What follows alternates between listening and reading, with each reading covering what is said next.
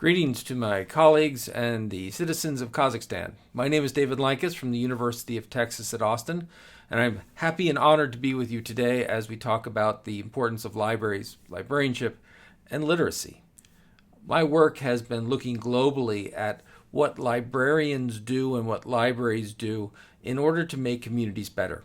I'm going to spend a little time on that today, but just to give away the ending, the goal here is for libraries to be mechanisms of very local impact, where in our local impacts, whether that's in a town, whether that's in a university, whether that's in a school, how can we help people learn about themselves, about their government, about the world? And how can we empower people to make a difference in that world? Because that's ultimately what we're talking about. Literacy, digital literacy, information literacy, all of these types of literacies are power. Their power to learn and engage in ideas beyond just what happens locally. Their power to make decisions and to dream bigger. Their powers of aspiration. For too long, libraries have been seen as deficits, trying to fix communities. They're not literate enough, let's fix them. They don't understand technology, let's fix them. And increasingly what we're talking about with a new vibrant librarianship of the 21st century is how we help communities aspire and what is their unique contribution, their unique learning that they can share with the world. That's what we're talking about here, is how we can help people read, not simply to get the words, but to get ideas, to write, to develop their own world and share their worldview and their own history with their citizens, their neighbors, universities, the world. That's what we're here talking about, is how libraries can, with communities, make a better future. Now, I've titled this Librarians' Truth Guns, and that might seem like an odd phrase, but I want to tell you a little bit about where that comes from. Truth Guns comes from Archibald MacLeish. This is Archibald MacLeish. He was the Librarian of Congress here in the United States right before and during World War II. And what he began looking at was libraries as vital mechanisms and community infrastructure. The goal here was not simply to provide books or entertainment, but to truly inform and shape the world that they were a part of. He took the Library of Congress as a way of collecting information and turned it into a mechanism of strategizing, of discovering, of understanding, of mobilizing to let the average citizen be part of the great contribution, the great struggle. And his words were that librarians were great propaganda of truth guns, that librarians had a special role, that in a world of propaganda, in a world of restricted media, in a world of threats all around, librarians were there to prepare armor and prepare the citizens to make decisions, to prepare citizens and students and teachers and engineers and plumbers to take control of their lives and move things forward. That was the goal. And he talked about libraries as great propaganda truth guns. But this is where I want to talk a little bit about how I might differ from many other people talking about this. I was recently in a tweet on social media putting out the idea that, libraries had helped a certain function. They had done something. And one of the tweets back was, "The library always makes a difference." And I love that quote because I want it to be true, but it's not.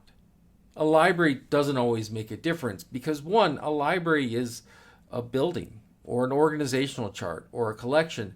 It's people that make a difference. So I made a few edits. That a librarian always makes a difference. But then that's not always true too, because a librarian has to choose to make a difference.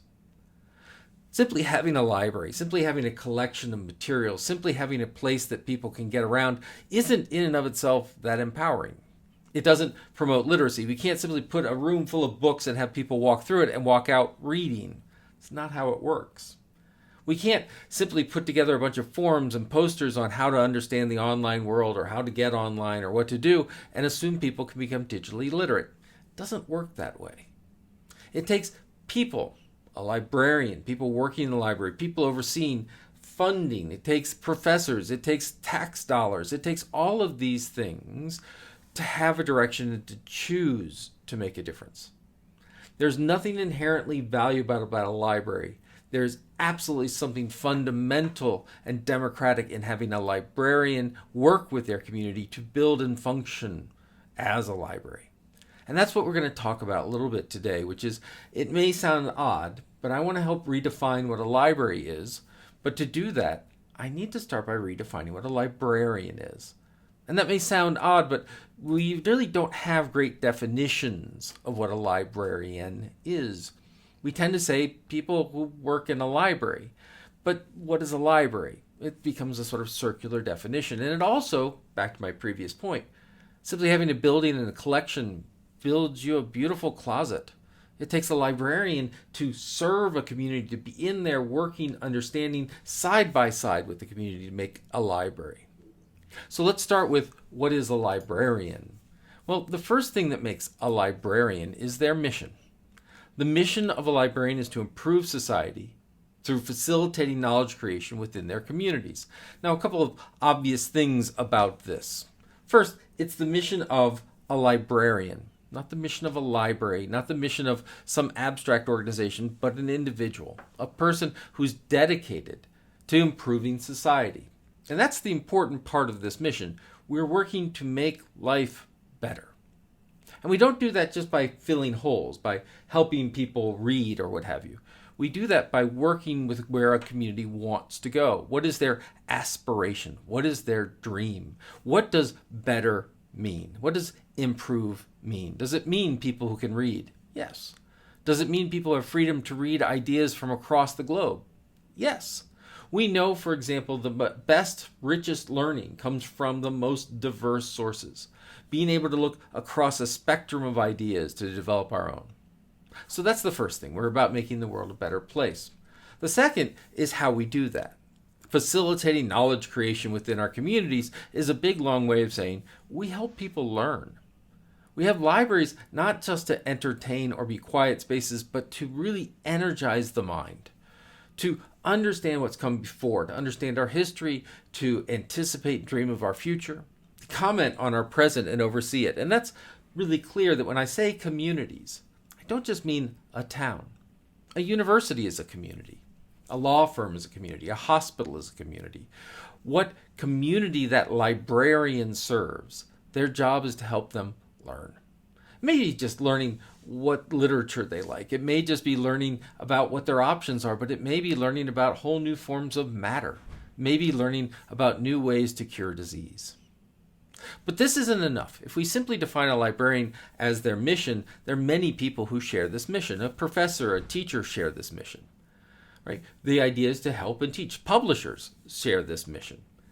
Online search services could say they share this mission. So that's not enough to uniquely define a librarian. To do that, we need two more components. The next component we need is how we do that. How do we enact this mission? How do we help facilitate learning? Well, we do it by four primary means. The first is motivation. We understand what drives people to learn. Is it something internal that they've always wanted to know? Is it something external? Their professor's given them an assignment. Their teacher has asked them to write a paper. Their boss has asked them to do research.